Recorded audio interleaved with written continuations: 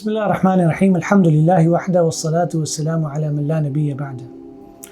اللہ تعالیٰ سے ہم روز کئی مرتبہ ایک دعا مانگتے ہیں، اہدنا الصراط المستقیم، اے میرے رب مجھے سیدھے راستے کی ہدایت دے دے۔ آئیے سمجھتے ہیں کہ ہدایت کہاں پر ہے، ہدایت کیسے حاصل ہوتی ہے۔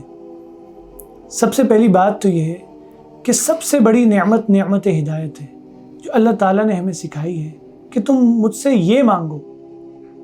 اور اللہ تعالیٰ فرماتا ہے کہ ہم نے انسان کو جو بنایا ہے، انا ہدیناہ السبیل اما شاکرا و اما کفورا، کہ ہم نے ہدایت دے دی ہے کہ اب اس کی مرضی ہے کہ وہ شکر گزاری کے راستے کو اختیار کرتا ہے صراط مستقیم پر چل کے، یا ناشکری کے راستے کو اختیار کرتا ہے اس صراط مستقیم سے ہٹ کے۔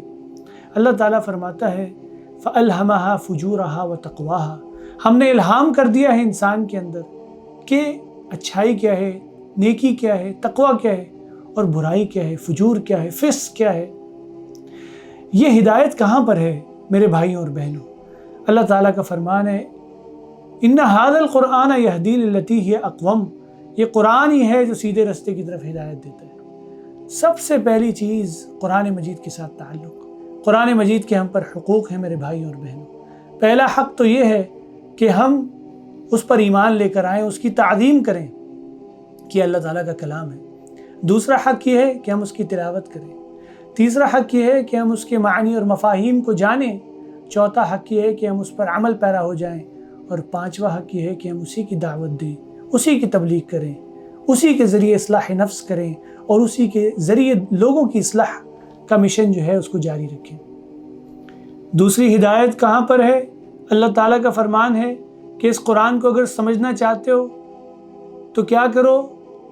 وَإِن تُطِيعُوهُ تَهْتَدُوا، اگر ان کی اطاعت کر لو گے، یعنی رسول کریم صلی اللہ علیہ وسلم کی، تو ہدایت پاؤ گے۔ رسول کریم صلی اللہ علیہ وسلم کی سیرت کو جاننا اور اس کو سمجھنا اور دیکھنا کہ رسول کریم صلی اللہ علیہ وسلم نے اپنی زندگی کس طرح سے گزاری، کیا وہ مشکلات کے دور تھے اور کس طرح سے انہوں نے زندگی گزاری، تعلق مع اللہ ہے اور پریشانیاں ہیں، دین پھیل رہا ہے، رسول کریم صلی اللہ علیہ وسلم کا مشن ہے کہ پوری دنیا کے اندر جو ہے وہ دین غالب ہو جائے۔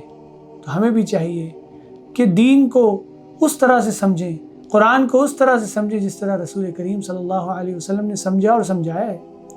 اور تیسری ہدایت کس میں ہے؟ وہ ہے صحابہ کرام۔ انہوں نے اس دین کو کیسے سمجھا، انہوں نے اس دین پر کیسے چل کے دکھایا۔ اللہ تعالیٰ نے وہ کسوٹی قرآن مجید میں نازل کرتے ہوئے فرمایا فَإِنْ آمَنُوا بِمِثْلِ مَا آمَنْتُمْ بِهِ فَقَدِ اهْتَدَوْا، اگر تم ایسا ایمان لاؤ جیسے صحابہ کرام ایمان لائے ہیں تو تم ہدایت پاؤ گے۔ اگر تم دیکھو کہ صحابہ کرام نے کتاب و سنت کو کس طرح سے سمجھا ہے تو تم ہدایت پاؤ گے۔ اگر دیکھو کہ صحابہ کرام کا منہج کیا تھا تو تم ہدایت پاؤ گے۔ اسی لیے رسول کریم صلی اللہ علیہ وسلم نے ہمیں جو سیدھا راستہ بتا دیا وہ یہی ہے ما انا علیہ و اصحابی، جو میرا اور میرے صحابہ کے عقیدے، منہج، طریقے پر ہوگا وہی جنت میں جائے گا۔ لیکن یہ ہدایت کا راستہ مشکل ہے، اس پر چلنے کے لیے اللہ تعالیٰ نے بتا دیا والذین جاہدوا فینا لنہدینہم سبلنا، جو ہمارے راستے پر کوشش کرتا ہے چلتے ہوئے، جو ہمارے راستے پر محنت کرتا ہے، جو ہمارے راستے پر آگے بڑھتا ہے، جو ہمارے راستے پر جہاد کرتا ہے، اس کے لیے ہم ہدایت کے راستے کھولتے ہیں۔ اس کے لیے جو ہے وہ ہدایت کے راستے اس طرح کھل جاتے ہیں کہ وہ اللہ تعالیٰ سے رہنمائی حاصل کرتا ہے اور وہ قرآن و سنت کے ذریعے سے رہنمائی حاصل کرتا ہے۔ تو یہ ہے ہدایت کا راستہ۔ ہمیں چاہیے کہ ہم اس ہدایت کے راستے پر اگر چلنا چاہتے ہیں، ہم اس دعا کو پورا کرنا چاہتے ہیں جو بار بار کہتے ہیں، 30 سے زیادہ مرتبہ کہتے ہیں اہدنا الصراط المستقیم، کہ ہمیں سیدھے راستے پر چلا دے، تو وہ ہے کتاب و سنت کا منہج، وہ ہے صحابہ کرام کا منہج۔ اللہ تعالیٰ سے دعا ہے کہ اللہ تعالیٰ ہمیں اس پر چلنے والا بنا دے، اور ہمیں دیکھنے کی ضرورت ہے کہ اگر ہم اس سے دور ہیں تو ہم ہدایت کے راستے پر نہیں ہیں۔